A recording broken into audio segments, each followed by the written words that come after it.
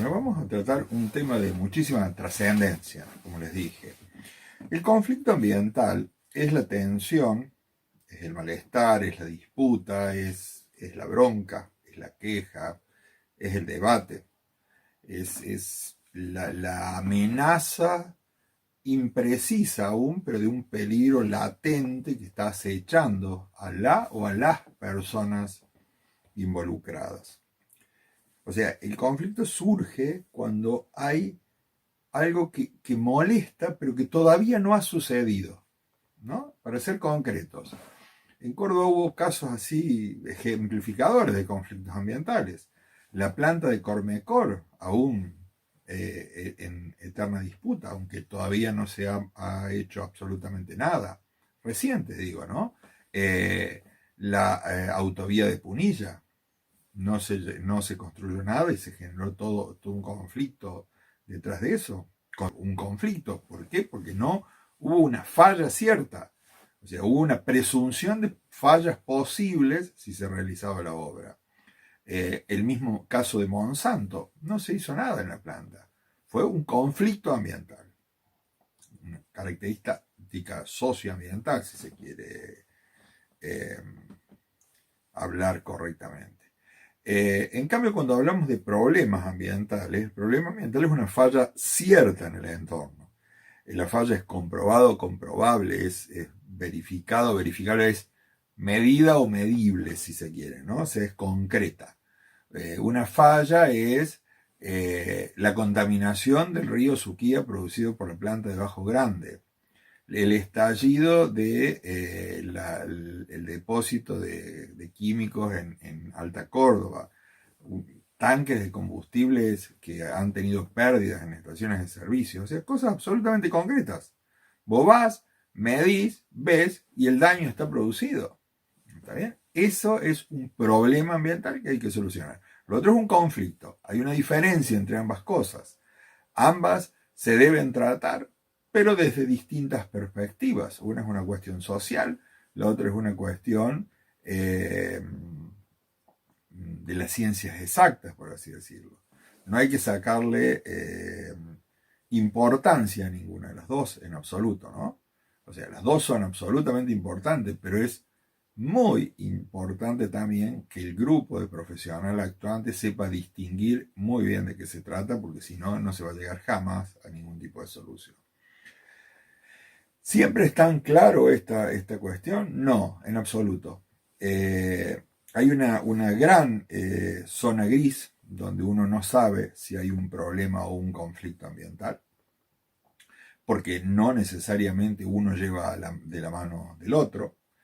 Muchas veces hay problemas ambientales reales que no se manifiestan como conflicto. Nadie se percató de la situación, no hay conflicto, sucede durante años y no es un problema, o sea, es un problema, pero no es un conflicto. Durante muchos años en la Ruta 9 Norte te vendían tortugas en la ruta y la gente que vendía tortugas estaba muy contenta porque como estaban desmontando todas, las tortugas las agarraban más fácil. Y la gente que compraba tortugas también estaba contenta porque las tortugas estaban más baratas. El problema ambiental existía porque esos desmontes generaron los enormes problemas que tenemos hoy de cambio climático, bueno, inundaciones y todo lo que ya todo el mundo sabe. O sea, no necesariamente las dos cosas van juntas y tratar de fijar si se trata de una cosa o la otra es tarea profesional que exige mucha perspicacia para poderla hacer.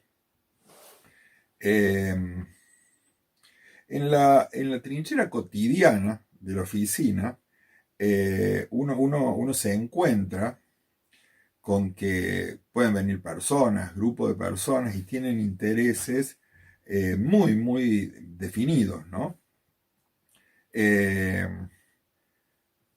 Por ejemplo, digamos, en algún momento cuando yo fui secretario de Ambiente, el tema eran las antenas de celulares. Hubo un momento que eran los silos en el centro de los pueblos. Eso eran como los problemas. Ahora hay más problemas en torno al glifosato, a la megaminería en algunos lugares, a los basurales. Cuando yo fui director del Observatorio Ambiental, un día sin pronóstico de contaminación del aire para el día siguiente, para que la gente no sepa qué iba a pasar el día siguiente de contaminación del aire, era motivo de un titular en la primera plana de La Voz del Interior, aunque hubiese sido la causa de que estabas haciendo un mantenimiento preventivo de equipos, ¿no? Hoy eso ya no es de interés de nadie, a nadie le interesa la contaminación del aire de la ciudad. Es como que van cambiando las situaciones y eso el profesional lo tiene que ir viendo. Incluso, muchas veces te pasa, nos pasa desde la consultoría situaciones muy extrañas. Una vez en una prestigiosa empresa de silos del sureste cordobés, nos encontramos con una situación que era que había denuncias sistemáticas de los vecinos por ruidos. Nosotros íbamos y medíamos ruido y no encontrábamos nada extraño ahí. Veíamos niveles de ruido absolutamente normales.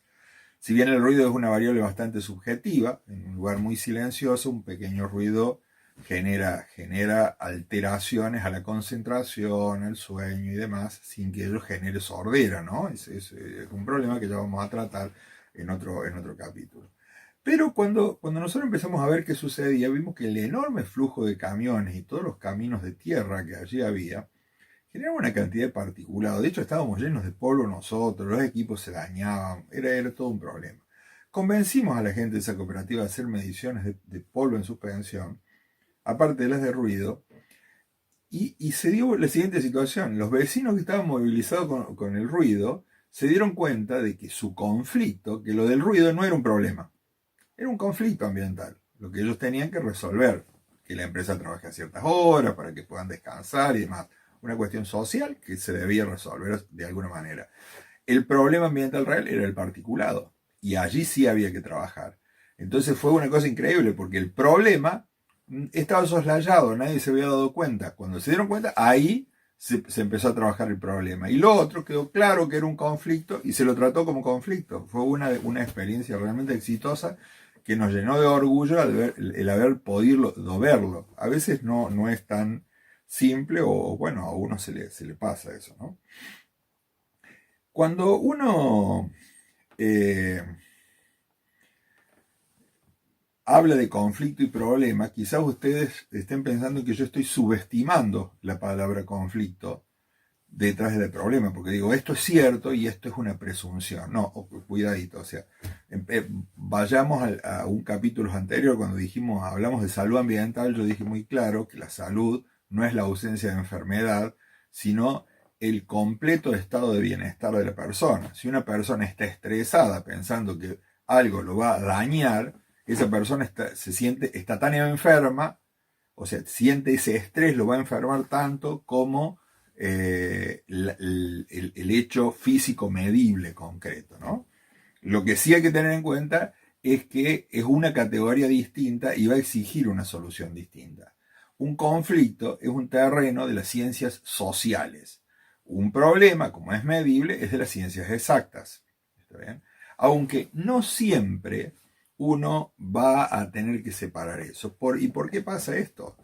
Porque si yo voy a un médico y el médico me dice, yo creo que a usted se le está subiendo la tensión arterial porque, no sé, tiene el colesterol alto, yo me voy al bioquímico que él me dice, me hago el análisis, me dan los valores que me dan, me los dice el bioquímico, yo jamás me enojaría con el bioquímico porque no le diría, che, yo te pagué, loco, que los valores normales, o sea, no se me ocurriría, a nadie se nos ocurriría eso. En todo caso diría, pero ¿cómo puede ser? ¿Por qué habré comido tan mal? ¿Qué tengo que hacer? ¿Qué dieta tengo que hacer? ¿Cómo tengo que cuidarme? ¿Cómo me la mandé a esta? Bueno, en ambiente no pasa eso. En ambiente uno va a medir y hasta el día antes de realizar la medición, sos amigo de todos. Ahora, en el momento en que la medición se dio, el equipo se sacraliza de alguna forma y la interpretación del resultado ni les cuento. Entonces, si el equipo mide de menos o de más con respecto a la norma, vos te transformás en enemigo automático de algún grupo de personas. Es así de indiscutible la situación. Por eso digo que no hay que tener, no hay que sacralizar a los equipos. El medir por medir no sirve si no hay credibilidad en la medición previa. Ya vamos a hablar mucho de eso cuando hablemos de ciencia.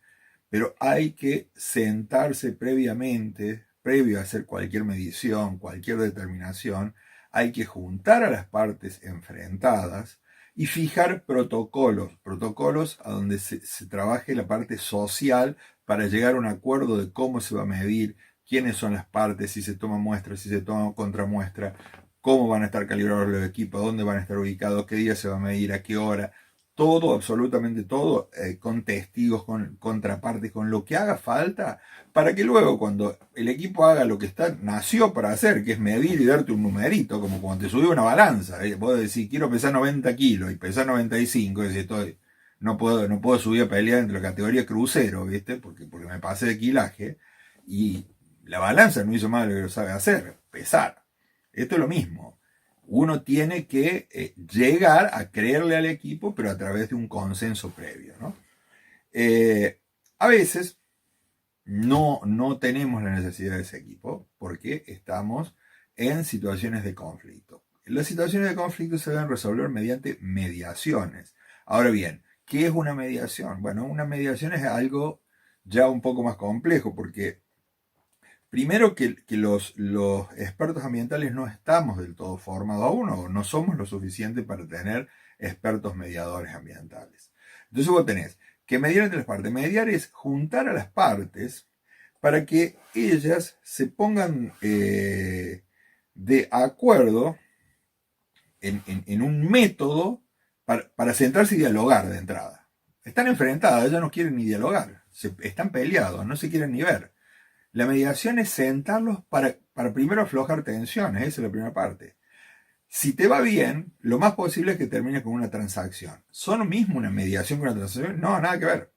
La transacción ya es una disposición objetiva, es las dos partes, 2, 3, 5, 100, 50 partes que estén en pugna, empiezan a resignar partes de sus pretensiones en pos del otro para llegar a un acuerdo de bien común, digamos. Podría ser desde un tratado de límite hasta la instalación de una empresa o la constitución nacional o lo que fuese. ¿Está bien? Es muy humano esta forma de actuar. Así se debe actuar en el conflicto ambiental, resolviendo de manera previa la conflictividad ambiental. Entonces, resuelta la conflictividad vía una transacción, posiblemente, sin que transacción implique nada absolutamente raro, ¿no? La transacción, podemos llegar a un resultado concreto. Yo diría que como conclusión de este capítulo tenemos conflictos ambientales y tenemos problemas ambientales. Unos son medibles y ciertos, los otros son presunciones, pero también con un fuerte asidero. Si se trata de tanto uno como el otro, hay que empezar por una suerte de mediación, sentar a las partes para ponerse de acuerdo acerca de cómo avanzar en la transacción. La transacción acerca del producto final, a lo que pretendemos llegar, tanto la parte emprendedora como la parte que se opone al emprendimiento, a ver si puede llegar a algún principio de acuerdo en caso de ser un conflicto. Y en caso de ser un problema, lo mismo, hay que acordar en esa mediación y posterior transacción cuáles son las mediciones y los métodos para creerle al resultado que te va a dar. Y una vez que esos resultados estén establecidos, ya en la mediación vos hayas establecido cuáles son las medidas que vos vas a tomar al respecto. Básicamente esa es la esencia del tema. Es creer en el equipamiento que te dio un resultado. 2, bueno, listo, ya está. Este es el valor y voy a creer en él y desde entonces tengo o no tengo problema, punto. Pero eso exigió una parte anterior. Terminamos con esto del capítulo.